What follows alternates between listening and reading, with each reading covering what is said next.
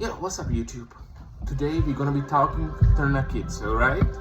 Today we're gonna be talking tourniquets. This is my tourniquet. This came in this US Army issued, little pouch. And this is basically what you're gonna be carrying on your vest, your backpack, your belt.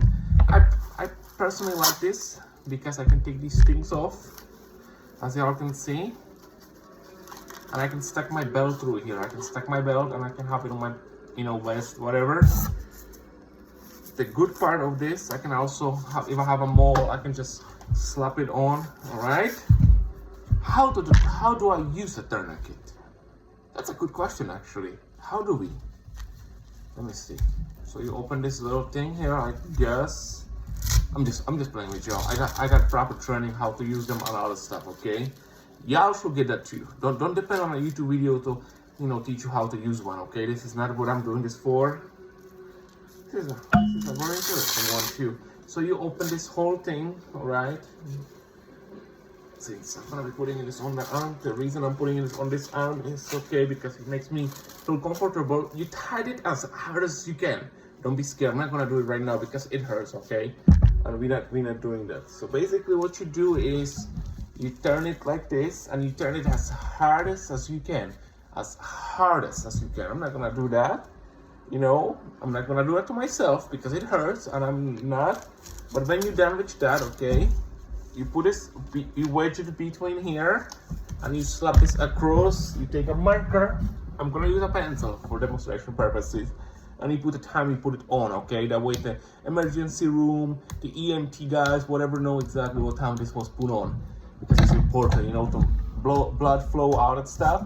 This should demobilize your arm a little bit, but it's gonna stop the bleeding, right?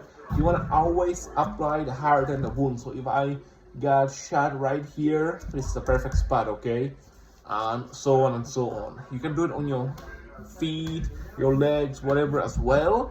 And there's a certain way to do it on the chest as well, but this is for serious trauma. There's other ways you can stop bleeding, this is for real serious trauma. We're not talking about you getting small cut, okay, and putting this on. That's just stupid, you know what I mean? But this is for a serious trauma. There's other ways you can stop bleeding, that's more better than this, all right? This is for serious trauma. And if you're gonna carry this, just know this, okay? Oh, cool. Made in South Carolina, Rock Hill. I need to drive by there, to get some more.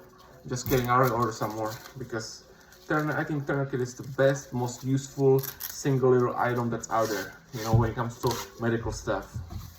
Because it gives you the freedom, all right, of you can carry something small in a package with so much power. Can you imagine that you carry this in your little survival bag and you can stop the whole gunshot wound from spreading, anything like that? And it comes in a small package like that, so you can stop your bleeding, you can save your life, and it's a small package. You don't have to worry about something like a home medical kit. You can put this in your pocket. You can literally carry this in your pocket, okay, every day if you wanted to. That's what I like about tourniquets.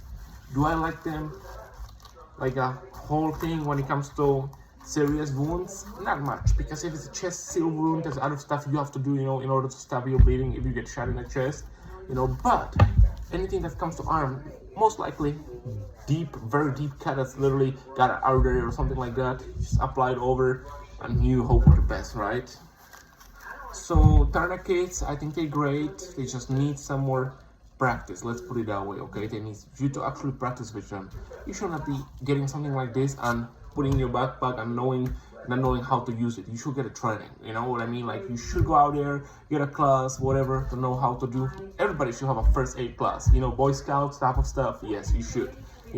Anything past that, everybody should have at least know how to use a tourniquet. With all these mass shootings, mass stabbings, mass, craziness out there, everybody should at least have a basic medical training. That's including tourniquets, including how to stop and sucking wound, seal it, whatever.